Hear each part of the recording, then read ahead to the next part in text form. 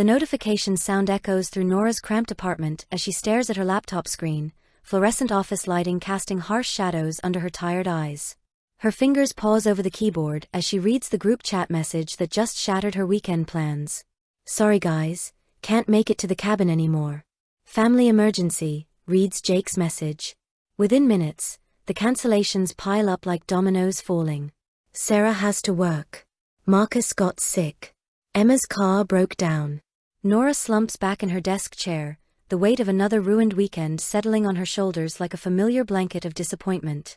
She's been looking forward to this trip for weeks, a chance to escape the suffocating routine of deadlines, client calls, and the endless pressure to climb the corporate ladder that feels more like a hamster wheel with each passing day.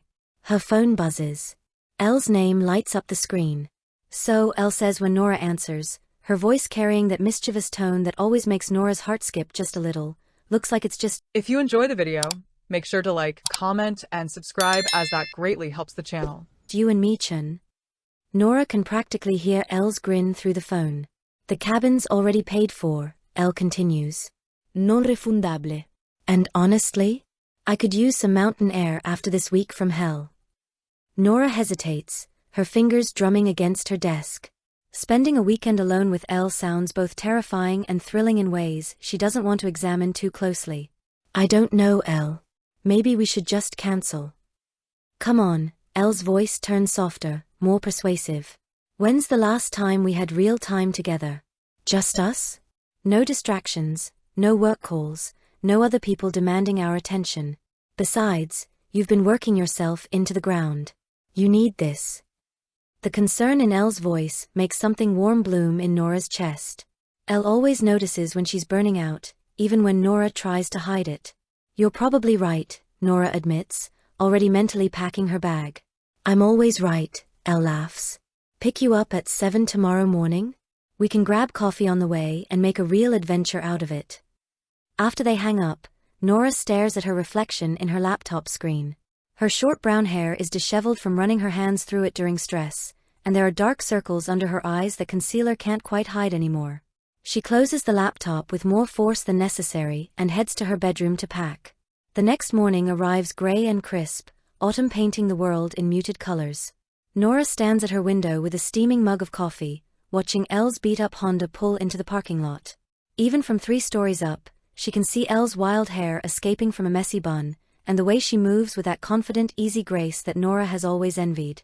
Elle bounds up the stairs 2 at a time, appearing at Nora's door with her usual radiant smile and an armful of snacks. "Road trip fuel," she announces, dumping bags of chips and candy onto Nora's counter. "Plus I brought the good coffee. None of that gas station swill for us." "You know me too well," Nora says, trying to ignore how Elle's oversized flannel shirt makes her look both cozy and effortlessly beautiful. The drive to the mountains takes 2 hours, winding through increasingly dense forests as they climb in elevation. Elle commandeers the music, creating a soundtrack that shifts from indie folk to throwback pop to songs that make them both sing along badly and laugh until their sides hurt. "Remember sophomore year when we drove to that terrible music festival?" Elle asks during a lull between songs, one hand on the steering wheel, the other gesturing animatedly. "You mean when it rained for 3 days straight and we lived on granola bars and lukewarm beer?" Nora grins at the memory. "That was simultaneously the worst and best weekend of my life. We slept in my car and you complained about my feet touching you the entire time," Elle continues, her eyes sparkling with mischief. "Your feet are freezing." "They're like ice blocks," Nora protests, the familiar banter falling into place like a well-worn routine. "Maybe you just need to warm them up for me," Elle says with a wink that makes Nora's cheeks flush pink. The conversation flows easily between them, touching on work stress, family drama, and shared memories that span their 8-year friendship. But underneath the casual chatter, Nora senses something different in Elle's glances, in the way her fingers drum against the steering wheel when she thinks Nora isn't looking.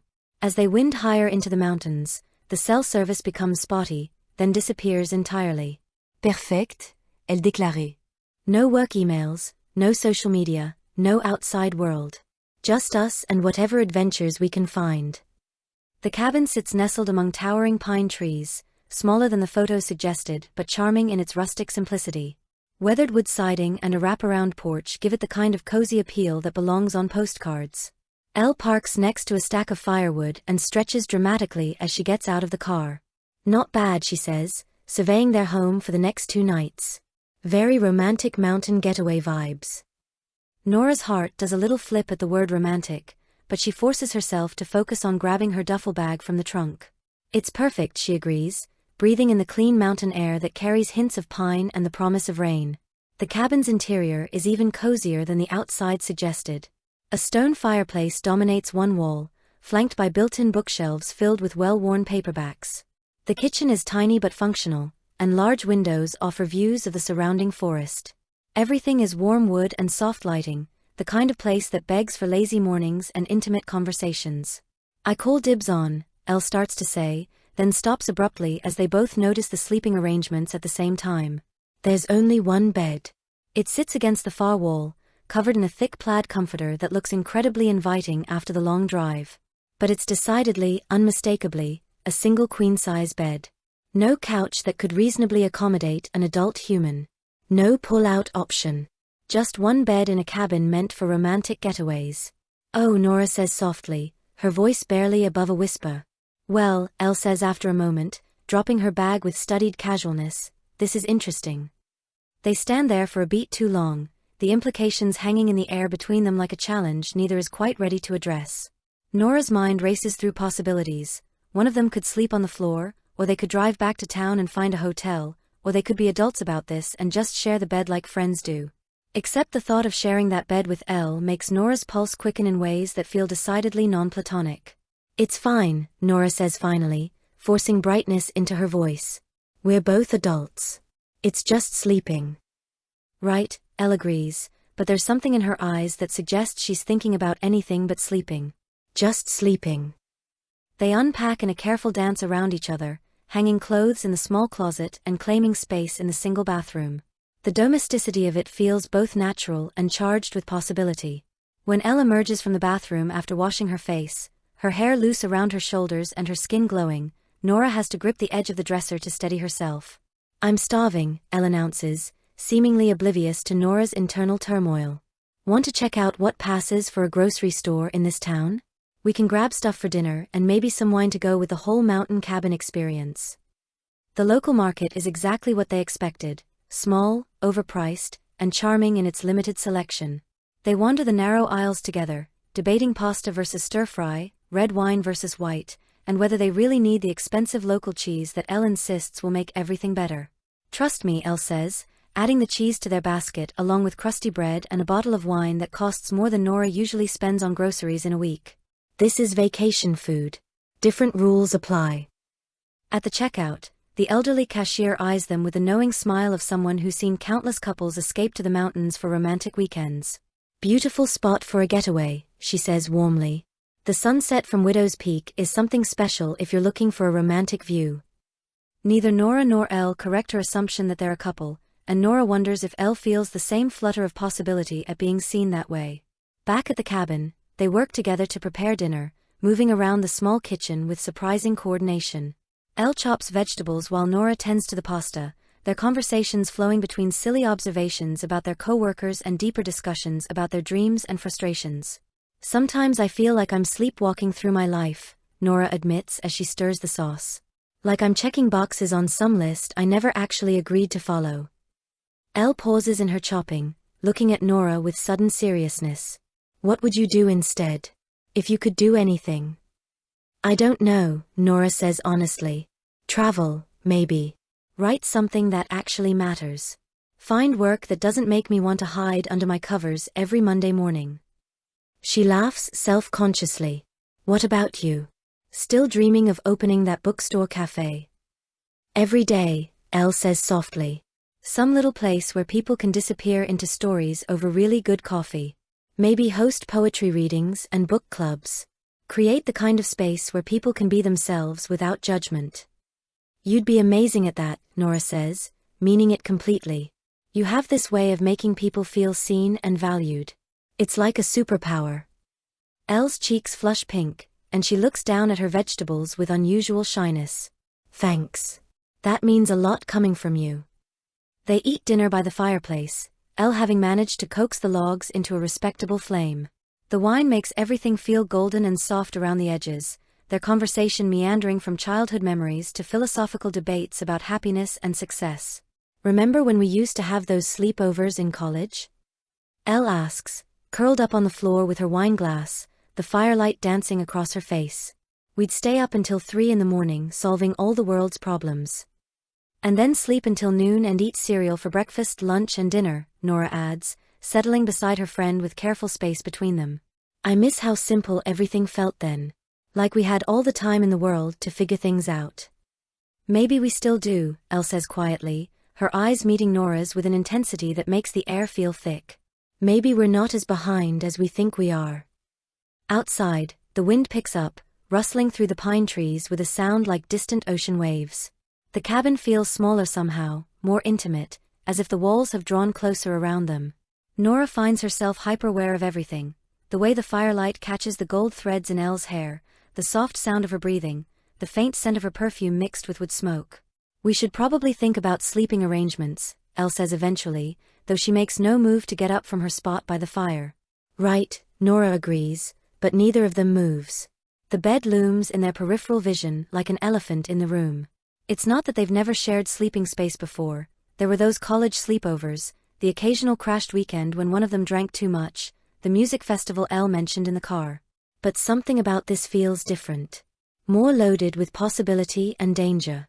We could take turns, Nora suggests half-heartedly. One person gets the bed, the other takes the floor?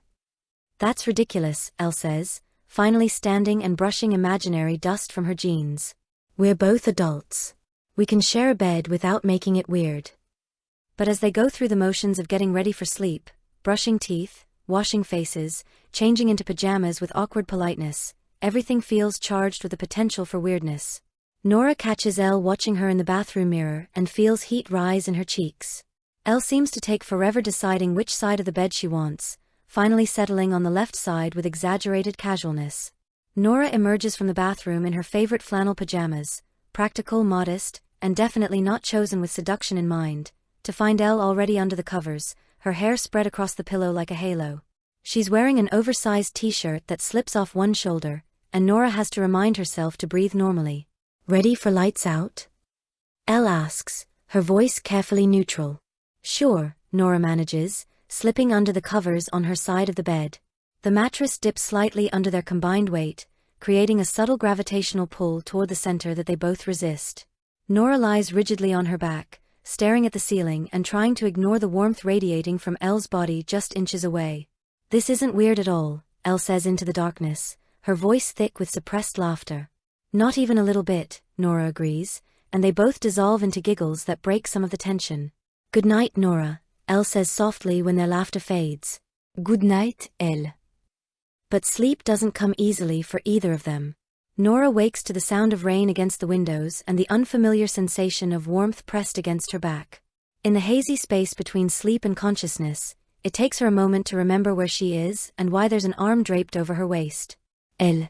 They must have gravitated toward each other during the night, because now they're pressed together like puzzle pieces, Elle's face buried in the curve of Nora's neck, her breathing deep and even with sleep. Nora's heart hammers against her ribs as she becomes acutely aware of every point of contact. Elle's arm around her waist, her knees tucked behind Nora's, the soft puff of her breath against sensitive skin. She should move. She should carefully extract herself and pretend this never happened. Instead, she lies perfectly still, memorizing the feeling of being held like something precious. Elle stirs, making a soft sound of contentment that sends shivers down Nora's spine. She murmurs, her arm tightening briefly before she seems to realize their position. Oh. Sorry, I'm apparently a cuddle monster when I sleep. She starts to pull away, but Nora catches her hand without thinking. It's okay, she says quickly. I don't mind. They lie there for a moment longer, neither moving, the air thick with unspoken questions. Finally, Elle stretches and sits up, her hair a beautiful disaster and sleep still heavy in her eyes. What time is it? She asks, reaching for her phone on the nightstand. Just past 8, Nora says, having already checked her own phone. No service though. We're officially cut off from civilization. Good, Elle says firmly. The world can survive without us for a couple of days. The rain continues steadily outside, turning the world beyond the windows into a watercolor painting of grays and greens. They take turns in the bathroom, moving around each other with the careful politeness of people pretending that waking up in each other's arms is perfectly normal. Elle emerges from the bathroom with her hair in a messy bun and her face fresh scrubbed, wearing jeans and a sweater that makes her look soft and touchable. She finds Nora standing at the kitchen window, watching the rain cascade off the eaves. Coffee? Elle asks, already moving toward the machine they discovered the night before. Please, Nora says gratefully. I don't function before caffeine. They make breakfast together, scrambled eggs and toast that they eat curled up on the small couch, their knees almost touching as they balance plates and coffee mugs. The domesticity of it makes Nora's chest tight with longing for something she can't quite name. So, Elle says between bites, what's the plan for our first official day as mountain hermits? Well, hiking's probably out, Nora observes, gesturing toward the rain-soaked windows. Unless you're secretly into the whole miserable and soaked to the bone aesthetic. I prefer my outdoor adventures with less hypothermia potential, Elle agrees. Good thing this place came with entertainment options. She's right. The cabin's bookshelf holds everything from classic novels to trashy romance paperbacks. There's a deck of cards on the coffee table, and Elle had spotted an old Scrabble set tucked behind the couch cushions. Scrabble tournament? Nora suggests. Fair warning though, I'm ruthlessly competitive. Bring it on, Chen, Elle grins. I've got vocabulary tricks you've never seen. They clear the coffee table and set up the game, the gentle patter of rain providing a soothing soundtrack. What starts as friendly competition quickly evolves into increasingly creative attempts to challenge each other's word choices and strategic tile placement. Quixotic is absolutely a real word, Elle insists, laying down her tiles with theatrical flair. I'm not questioning whether it's real, Nora counters, I'm questioning whether you're spelling it correctly. Like you did better with syzygy, Elle shoots back. That was a perfectly legitimate, astronomical term. Their banter flows easily, peppered with dramatic protests over point values and good-natured accusations of cheating. Elle keeps score on a napkin, doodling elaborate flourishes around the numbers and adding commentary like Nora attempts highway robbery with 7-letter word, and Elle demonstrates superior intellect. By the time they finish their third game, Elle winning 2 out of 3, they're both laughing and slightly competitive, drunk on each other's company. The rain has intensified, drumming against the roof with increasing urgency. Looks like we're not going anywhere anytime soon, Elle observes, glancing toward the windows where the afternoon light is already starting to dim. Fine by me, Nora says, and realizes she means it completely. The thought of being trapped here with Elle doesn't fill her with anxiety, it fills her with anticipation. They spend the afternoon in comfortable companionship, Elle reading on the couch while Nora tackles a crossword puzzle. Every so often, one of them will break the peaceful silence to share a funny passage or ask for help with a particularly stubborn clue. The easy intimacy of it makes Nora's heart ache with how much she wants this to be their normal life. As evening approaches, the power flickers once, twice, then goes out completely, plunging the cabin into the gray twilight of the storm. Elle sets down her book and looks around the suddenly dimmer space. Well, that's atmospheric, she says. Good thing we've got the fireplace. They work together to build up the fire, Elle feeding logs while Nora arranges kindling, their movements coordinated like they've done this 100 times before. Soon, the cabin is filled with warm dancing light that transforms the space into something magical and intimate. I should probably see if there are any candles, Nora says, more for something to do than out of necessity. She finds a collection of votives in the kitchen cabinet, along with a bottle of wine they'd overlooked the night before. When she returns to the living area, Elle has arranged the couch cushions on the floor in front of the fireplace, creating a cozy nest that looks entirely too inviting. Pillow fort? Nora asks, raising an eyebrow. Pillow fort, elle confirme seriously. Essential for proper storm weathering. Plus, we might as well be comfortable if we're going to be stuck here without Netflix. They settle into the makeshift fort with the wine and the handful of battery-powered candles Nora discovered. The combination of alcohol, firelight, and their increasingly close proximity creates an atmosphere that feels both magical and dangerous. Truth or dare? Elle suggests when they've exhausted the topics of work gossip and celebrity scandals. Are we 12? Nora laughs, but she's already considering her answer. Come on, when's the last time you did something spontaneous and mildly embarrassing?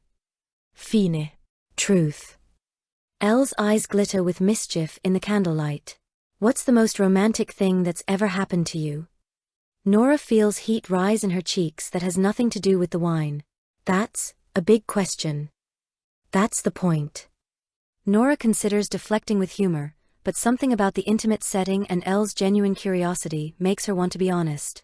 There was this guy in college, David. He planned this elaborate picnic for our 6-month anniversary.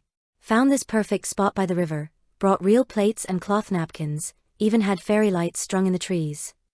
Sounds dreamy, Elle says, but there's something careful in her voice. It was, Nora agrees. It was also completely wrong for me. All that effort to create something picture perfect, but he barely knew me well enough to pick food I actually liked. She pauses, swirling her wine thoughtfully. I think romance isn't about grand gestures. It's about paying attention, noticing the little things that matter to someone. Elle is quiet for a moment, her eyes reflecting the firelight. Your turn, Nora says. Truth or dare? Truth. Have you ever been in love with someone who didn't know how you felt? The question hangs in the air between them, heavier than Nora intended. Elle's expression shifts, becoming vulnerable in a way that makes Nora's breath catch. Yes, Elle says softly. For longer than I care to admit. What happened? Nothing, Elle laughs, but it sounds hollow. That's the problem. Sometimes the scariest thing isn't rejection, it's the possibility that saying something could ruin the most important relationship in your life. Their eyes meet across the small space, and Nora feels something shift between them, like a door opening onto a room she's been afraid to enter. The air feels charged with possibility and terror in equal measure. My turn, Elle says quickly, as if sensing the weight of the moment. Truth or dare? Dare, Nora says, surprising herself with her boldness. Elle's smile is slow and dangerous. I dare you to tell me what you're thinking right now. Right this second. Nora's heart pounds so hard she's sure Elle can hear it over the rain and crackling fire. I'm thinking, she says carefully, that this feels like the kind of moment where everything could change. And does that scare you? Terrifying, Nora admits. But also, exciting. Elle shifts closer, closing the distance between them until Nora can see the gold flecks in her eyes, can count the freckles across her nose that makeup usually hides. Can I tell you something? Elle asks quietly. Nora nods, not trusting her voice. I've been in love with my best friend for 3 years, Elle whispers. And she's sitting right in front of me, and I don't know what to do about it. The confession hits Nora like a physical blow, knocking the air from her lungs. Elle. I know it's complicated, Elle continues, her words tumbling out like she's afraid if she stops, she'll lose her nerve. I know it could ruin everything. But sitting here with you, pretending that sharing that bed last night didn't mean anything, pretending that waking up in your arms didn't feel like coming home, I can't do it anymore. Nora stares at her, processing the words that rearrange everything she thought she knew about their friendship, about herself, about the careful walls she's built around her heart. 3 years, she manages. Since that night junior year when you had food poisoning and I stayed with you. You were so sick and miserable, and I realized I would rather take care of you at your worst than be anywhere else in the world with anyone else. The memory floods back, Elle bringing her soup and ginger ale, holding her hair back when she was sick, staying up all night to make sure she was okay. Nora had chalked it up to friendship, but now she sees it through different eyes. Why didn't you tell me? Nora asks. Because you never seemed interested in women that way. Because I was terrified of losing you. Because I convinced myself that having you as a friend was enough. Elle's voice breaks slightly on the last word. But it's not enough anymore, Nora. I'm sorry, but it's not. The silence stretches between them, filled only by the storm outside and the crackling fire. Nora feels like she's standing at the edge of a cliff, knowing that her next words will either save her or send her tumbling into the unknown. You want to know what I was really thinking earlier, she says finally. I was thinking about how right it felt to wake up with you holding me. How I've never felt as safe or as wanted as I did in that moment. I was thinking about how every relationship I've ever had has felt like settling for something less than what I see in movies or read in books. She takes a shaky breath. And I was thinking that maybe the reason nothing has ever felt right is because I've been looking for the wrong thing. Elle's eyes widen, hope and fear warring in her expression. What are you saying? I'm saying that maybe I've been in love with you too, and I was just too scared or too stupid to recognize it. The words hang in the air between them, fragile and powerful. Elle reaches out slowly, her fingers brushing against Nora's cheek with infinite gentleness. Can I kiss you? Elle whisper. Instead of answering, Nora closes the distance between them, their lips meeting in a kiss that feels like coming home and diving off a cliff all at once. It's soft and tentative at first, then deeper as the reality of finally being able to touch each other this way sinks in. When they break apart, both breathing hard, Elle rests her forehead against Nora's. Okay, she says shakily. That was worth waiting 3 years for? Nora suggests, her lips tingling and her heart racing. Worth waiting a lifetime for, Elle corrects, and kisses her again. They spend the rest of the evening curled together in their pillow fort, talking in whispers punctuated by soft kisses and gentle touches. The storm continues outside, but inside the cabin feels like its own world, separate from reality and all its complications. I can't believe I almost let us go this whole weekend without saying anything, Elle murmurs, her fingers tracing patterns on Nora's palm. I can't believe I've been so blind, Nora replies. Looking back, there were so many signs. The way you always remembered my coffee order, how you'd drop everything when I needed you, that time you drove 4 hours to bring me soup when I was sick. You thought that was just friendship? Elle tease. I thought you were just really dedicated to keeping your friends alive, Nora says, laughing. I had no idea you were wooing me. Worst wooing ever apparently, if it took you 3 years to notice. They talk until late into the night, sharing stories and fears and dreams they've never voiced before. Elle tells Nora about the moment she realized her feelings had shifted from friendship to something deeper. Nora admits to the butterflies she's always felt around Elle, the ones she attributed to general social anxiety rather than attraction. I think part of me always knew, Nora says as they finally prepare to go to bed, together, intentionally this time. But I was so convinced that what we had was too good to risk changing. And now? Elle asks, slipping under the covers beside her. Now I think what we have is too good not to explore. They fall asleep facing each other, fingers intertwined, the storm finally beginning to calm outside. Nora wakes before Elle the next morning, sunlight streaming through the windows and painting everything in golden warmth. The power has returned, she can hear the hum of the refrigerator, but the magical intimacy of the night before hasn't faded with the candlelight. Elle looks peaceful in sleep, her hair spread across the pillow and her face soft with contentment. Nora allows herself the luxury of watching her, of tracing the curve of her cheek with her eyes, of imagining countless mornings like this one. You're staring, Elle murmurs without opening her eyes, a smile tugging at her lips. Can you blame me? Nora asks. I've got 3 years of staring to catch up on. Elle's eyes flutter open, immediately finding Nora's. Good morning, she says softly. Good morning, Nora replies, and leans in to kiss her because she can now, because this is allowed, because Elle loves her back. They make breakfast together, moving around each other in the small kitchen with new awareness of every casual touch, every shared smile. Everything feels both exactly the same and completely different. So, Elle says as they sit down with coffee and toast, what happens when we go back to the real world? It's the question Nora has been trying not to think about. What do you want to happen? I want to take you on actual dates, Elle says without hesitation. I want to hold your hand in public and bring you flowers and meet your parents as your girlfriend instead of just your friend. My parents already love you, Nora points out. But now they'll love me as the person who makes their daughter happy instead of just the person who keeps her from becoming a hermit. They talk through the practicalities, how to tell their friends, whether to keep things quiet at first, how to navigate the shift from friendship to relationship. But underneath all the logistics is a current of joy and rightness that makes everything feel possible. I'm scared, Nora admits as they pack their bags to leave. Not about us, but about how big this feels. About how much I want this to work. Elle takes her hands, grounding her with steady warmth. I'm scared too. But I'm more scared of wasting any more time pretending I don't love you. I love you too, Nora says, the words still feeling new and miraculous on her tongue. I love how you make everything an adventure. I love how you see the best in everyone. I love how you've been my safe place for so long without me even realizing it. They load their bags into the car, taking one last look at the cabin that changed everything for them. The storm has passed, leaving the world washed clean and sparkling in the morning light. Ready? Elle asks, hand on the car door. For what?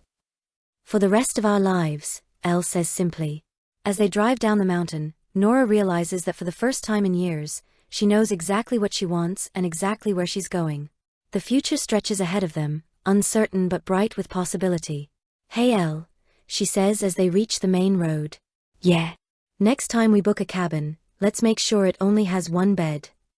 Elle's laughter fills the car, warm and bright as sunshine, and Nora knows that whatever comes next, they'll face it together. The weekend that started as an escape from their regular lives has become the beginning of a new one, built on years of friendship and sealed with a kind of love that makes everything else fall into place. Sometimes the best things happen when you stop running from what scares you and start running toward what makes you feel alive. For Nora and Elle, that happened to be each other, and it only took one bed and one storm to help them find their way home. The car disappears around a bend in the mountain road, carrying them back toward their lives with hearts full of new possibilities and the unshakable knowledge that some things are worth the risk of everything. Behind them, the cabin sits empty and waiting for the next couple brave enough to discover what they mean to each other when there's nowhere left to hide. Love, it turns out, doesn't always announce itself with fanfare and grand gestures. Sometimes it arrives quietly, in the space between sleeping and waking, in the courage to reach for someone's hand in the dark, in the simple truth that some people are worth risking everything for. And sometimes, all it takes is one bed and the willingness to stop pretending that sharing it doesn't change everything.